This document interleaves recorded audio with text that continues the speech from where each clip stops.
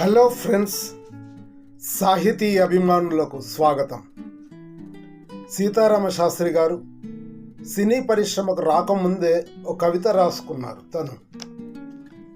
అది ఎలా ఉంటుందంటే, నాదు హృదయము వహిని గర్భము, నాదు హృదయము వహిని గర్భము, వేగి సలసల కాగి కుత కుత మరిగి జల జల కరిగి గల గల పైకి దూకిన నాదు కవనము, కరడు గట్టిన సుప్త చైతన్యస్థ చరితము, కాలగత కంకాల రాశుల సృక్కి సోలిన గీత మదనము, కదలి వచ్చే అనాగతమును నిర్ధరించే నిగమ కథనము.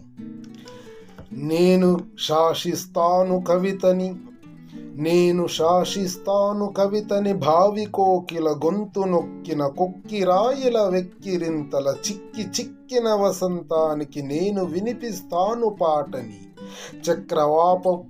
చక్రవాకపు గొంతులోనికి నేను చిలికిస్తాను స్వాతిని, చక్రవాకం మోహనంగా ఆలపించిన కళ్యాణిలో నేను వినిపిస్తాను వీణని, నేను వివరిస్తాను వాణిని.